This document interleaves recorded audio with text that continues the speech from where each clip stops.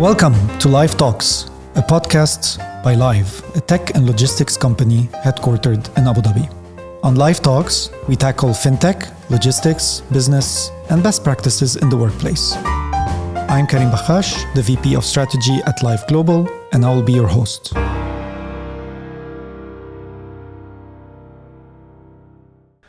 Welcome to a new episode of Lyve Talks. Today's episode is about autonomous delivery and specifically about robots. My guest today is Khalifa Al Qama, the Executive Director of DFL, Dubai Future Lab. Khalifa, if you want to introduce yourself first before we continue. Shukran. Yes, so my name is Khalifa Al Qama and I'm part of the Dubai Future Foundation and lead the efforts of the Dubai Future Labs and maybe one or two more. But for today, let's talk about the labs. Welcome. We're very honored to have you today. It's a pleasure. It's an episode that we've been looking forward to for the past year as we have been working together on the big initiative. I think today what we want to talk about is obviously this initiative that started with the Dubai Future Lab around autonomous delivery, robot delivery specifically, and the collaboration that Lyve Global has entered with Dubai Future Foundation, and specifically the lab, to develop and ultimately commercialize the autonomous delivery and the robot. But before we start, I think what's important, for the listeners and the viewers is to understand what is Dubai Future Lab. I'm sure most of the people don't even know the existence. Maybe they've heard of Dubai Future Foundations, but maybe if you give them really a good introduction. So I think if we go back a bit, what instigated the lab was in 2017 when the UAE appointed the first Minister of Artificial Intelligence. It was very clear that this general technology is going to affect many aspects of our lives. And one of these aspects was robotics. And we at the Dubai Future Foundation thought and pitched and got an approval for an applied research center to make sure that we translate this up-and-coming or evolving technology to find uses and work with our industry and see where this technology could be of benefit. Right. Just to put things in context, in 2018, when you looked around, when you say a robot, people were thinking of a robot arm. Yeah. Things moved very quickly, right? Yeah. Now, with hindsight, you can say that. And the only commercially available or viable robot was a Roomba, right? Right. And all of a sudden now in the last, 6 years, hundreds of new applications of robotics have started coming up, and companies, God knows, thousands. Right. So it was very important, and really it was a good vision on the leadership side to say, how might we reduce the barrier of entry and really bridge the gap between what the academy and this new knowledge that is available is with what the industry cares about. And Dubai Future Labs was set up to be an applied research center, working with industry, seeing where the potential uses are, and building the technology stack necessary to deliver these potential products at the end of the day. And I think it's important for people to understand the difference between that lab and the typical lab that you see in universities. Definitely. Because there is always sometimes people, but what is this different from these labs? Do you want to explain what's the difference? Because it's very important. Gladly. So maybe if we start broadly to think about research and development, this is a field that is ever evolving.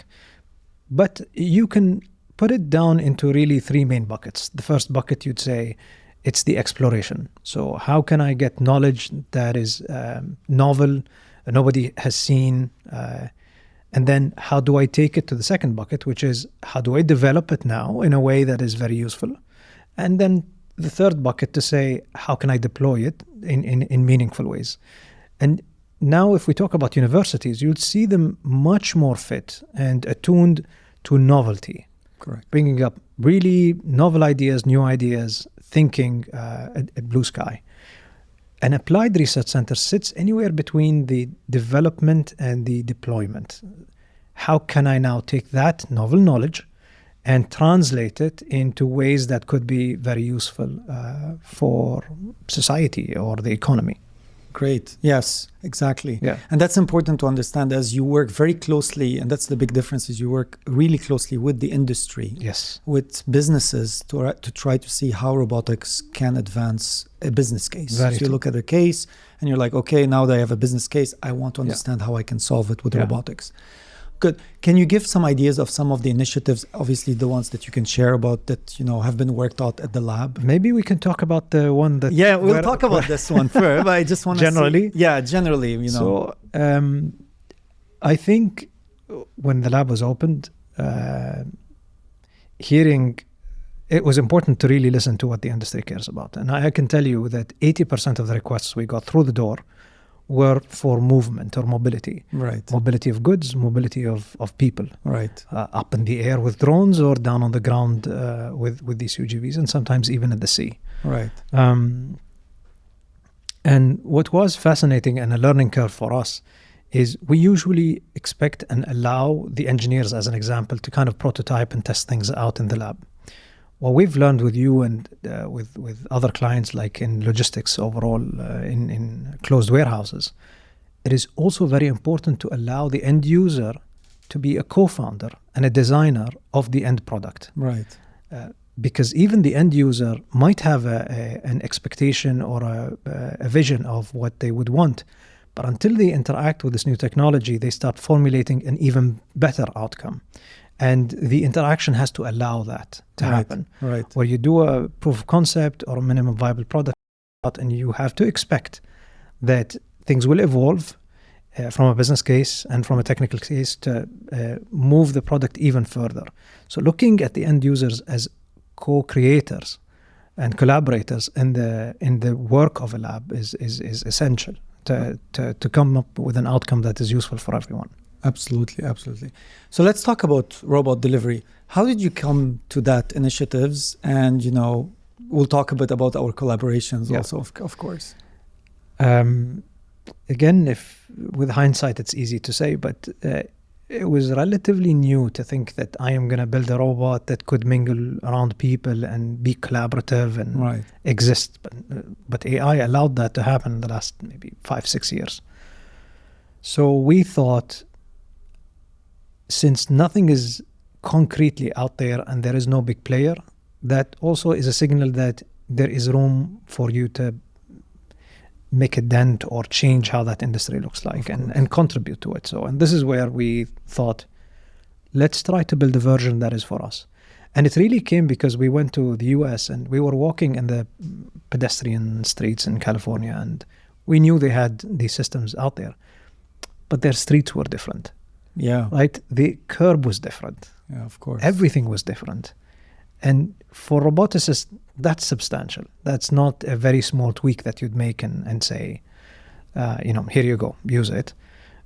We then said, what might a robot for our region, for our city look like? Where could it be useful? So we built the first prototype.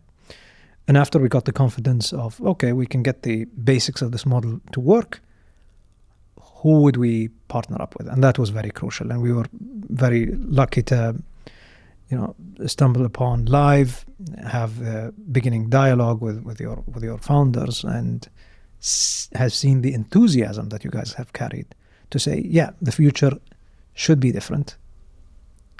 Robots have a space to contribute to that industry as we thought too. And that's very important to have that synergy. And this is where we then started embarking on. Correct. Where is the potential use case? Even now, I think, if you allow me to say, we thought it will only be useful in spaces where it's closed environments and neighborhoods. Now we're finding even better applications that we are exploring together with you as end users. Absolutely. Yeah. So if I recall, 2 years ago, the team came to our offices and we started discussing what can we do to work together in terms of logistics and the future of delivery. And yes, the enthusiasm was there because we can see the use case that the future is more and more going to be autonomous, and where we can deliver without the need to use of humans And remove the friction. Also remove of any kind of constraints that come with using humans or cars, and all the sustainability that comes through it. So we saw that, and we knew that there's a lot of use cases starting in the city here in Dubai. And that's why we started that collaboration, and we worked very closely from the beginning. I remember from the first the robot called Striker. Exactly. And it started in, let's start first in prototype 2, and where do we deploy it? So do you want to talk a bit more about kind of that journey that we took from, the beginning, where it was, yes, this is a good idea. We have prototype 1. Now we need to build prototype 2. And now 3. And now 3. And then now we have to go to 4. But it's a continuous approach, as we know, right? And especially in robotics and this research, as you try and go on the field and the end user, you understand what is required more and more, and you refine. You go back to the lab, you take all the learnings, and you go and redo as if you're starting from scratch. You say, okay, this is good, now let's start from scratch. What works better? I think even if a system doesn't work, what we've seen is you still have built something that is useful and a technology stack that you can build upon, right? I think any software engineer would know there are always components and segments that you can reuse again in the future. And I think this is where we said all future robots are platforms. How can we build very useful platforms for multiple applications? This is how you can get to the scale and really drive the economics down. And when we started with Lyve, one of the investments, the way we think about it is, how can we work with you in a use case that you see use in, because that's the field you understand way better than we would. Correct. And build a platform that then we could shape for multiple uses with time. Because at the end of the day, it's just an envelope. So 2 years ago when we started, we had an inkling and a theory that closed communities would be a use. And we tested it in multiple communities. Right? Correct. I remember it was really in the summer, and waiting for people to come back home to order their pizza, right? And walking with the robot just to make sure that everything is good. And again, we were trying to communicate and work with one robot, but then we said this is not scalable. Although it is about the robot, but then it became, okay, what about the system that governs the robot? How can we get to a stage where we have 1,000 and you have an operating room where you significantly have an overview of what's happening? If there are any issues, how do you intervene? We didn't think too much of it. But to be quite frank, now companies that have thousands of robots are coming to us saying, oh, we think this is useful. Can we please have a license to use that as an application? Of course. So this partnership really made us push, build the first platforms, test it out, build the infrastructure behind it to not only accommodate one, but accommodate 1,000, 100,000. Correct. Because we all can see it. If you look at a city scale, and this is what Dubai Future Foundation looks at, if you have a city, what might change? It is clear that cities will have hundreds of thousands of robots operating in them in multiple fields. Correct. And this is the infrastructure that, yes, by building a prototype for a use case in a neighborhood is basically the building blocks for, okay, how can you manage a whole city now with these systems? I think, as we went through these prototypes, obviously, as you said, right, we started with the first deployment, which was one robot. Yes. And everybody was just kind of following one robot around and going and making sure, the interactions with the people around, the obstacles. And also we can talk a bit later about the regulations, how you can, also teach the local regulators about what it means to have a robot on the streets, on the sidewalks, the speed, the flag that you have to have up. I mean, there's a lot of things that goes into a robot, and also the path, right? And so we went from this one robot and we understood also how it operates in normal conditions. In Dubai we have like different temperatures and humidity. And it was very important to test the robot in every single situation because, failure is not something that we want to happen. And so the first test was the one robot, and then we went back and took all the data, and you guys looked at the system and said, okay, now we're ready to go to multiple robots. Yes. And so after that, there was the multiple robot deployment that we recently did. And that also was another learning about how do you operate multiple robots? How does it work? And as you said, the platform that goes behind all this, because as soon as you have multiple robots, you need a platform that can sync the different robots, that can talk to them and talk back to whoever is ordering the robots. So it is definitely a learning curve, and the potential is not only, as you said, in close communities that we've tried. We can see potentials also in buildings, high-rise buildings where there's clusters. There is a technology now, as you already know, about kind of operating elevators from the robots. There's also the packages, so not only food, but also grocery, pharmaceutical packages that come for delivery, the small packages. So there's quite a lot of applications. And I think as you progressed into this journey, you saw more and more use cases being opened. I know we've talked about it, and there's also healthcare applications for robots that we didn't even know that existed, but seems to be something that is out there. So it's been a very kind of interesting initiative till now. So where did you see this now progressing to? Like, what is the next? I mean, we've been doing this for 2 years. It's been the great collaboration, but where do you see this going next now?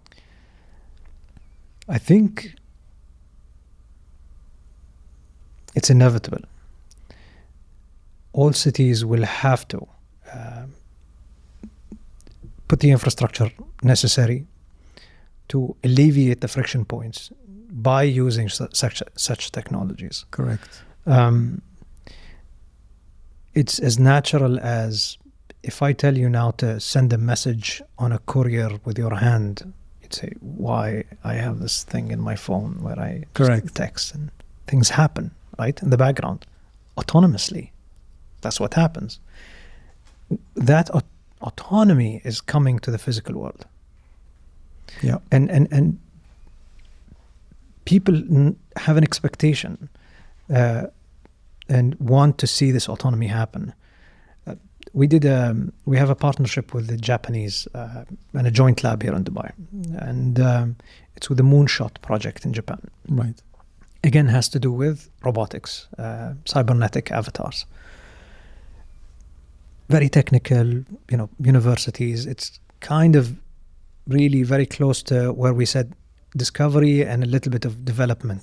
And the development informs the discovery phase. Really exciting, really new, a lot of ambiguity, which is exciting again. But over there, we've noticed that humans interacting with robots are important.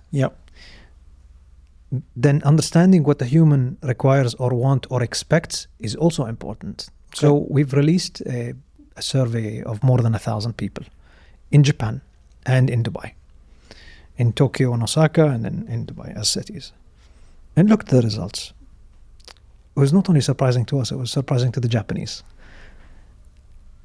And they basically said people in Dubai not only accept robots, they have an expectation of seeing new technology. In a way, it's close to a demand, right? They want to see progress in this field, and they see the usefulness. It might not be the mentality around the world, understandable. It definitely is here, very close to Japan, but I think more progressive here, leaning towards technology. And it is important to start designing these systems in a way where humans are taken into account and understanding their psyche and what they want from them. As an example, remember when we did the deliveries in the first community that we did in Amar? Correct. The kids, just looking at the kids was so exciting. So exciting for us to really look at their excitement about receiving a pizza and a robot, right? Something that probably is going to be very normal for them in the future. Exactly. Yeah. And I think we have to build on that, right? We've changed the design of the robot just because of that interaction with kids. Yes. Right? Yes. It's inevitable. I think we just have to be mindful, not only to look at it from a technical point of view, but also from a social point of view, to make sure that the acceptance rate and accommodation of the context of the city is taken into account. And every city is going to be a little different than the other. Of course. Yeah. How about we didn't touch upon the legal aspect of it, with the regulations. Good news. A lot of pain. Well, we're not only building robot, as you know. Yeah. We were working with our regulators to kind of steer our way through it. And the good thing is if they have not accommodated us in the beginning, they have allowed us to make the changes necessary for robots to be accommodated in the future. So I'll give you an example. Our robots want to know where exactly they are. And we had the promise of 5G. At one point of time, the millimeter, remember? Yes. That it's exactly where things are, and the IoT. We're not there yet. But they allowed us to blanket the whole city now with radio that broadcasts the exact location, not only for our robots, but all robots coming into Dubai. So that's a technical infrastructure necessary. Yeah. From a regulations point of view, we've identified let's say, things that could be better, done cheaper, faster. Right.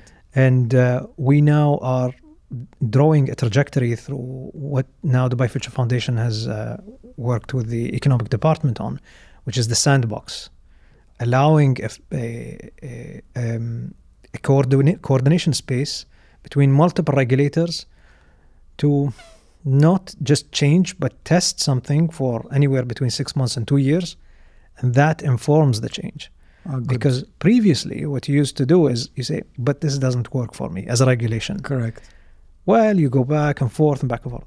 We don't know what the truth is, right? And we won't know until we try it. Right. And this is the nature of all technologies coming forward. They're so new, they're so advanced, and they touch multiple regulators that the only way we will know what the right thing that society needs is by testing it for 6 months or 2 years. Yes. And this is the direction now we are taking at the Dubai Future Foundation. It has been announced already. Moving forward, the robots, they will have space to be tested, and then for the regulators to observe and make the changes necessary. I mean, we understand regulators, and they also need to kind of make sure things are safe. Yeah. And they don't like uncertainty. Yeah. Regulators are there to make sure that things follow certain rules inside a small box sometimes. Yeah. And when we come with something this box new, is changing, right? Yeah, it's good. It's expanding.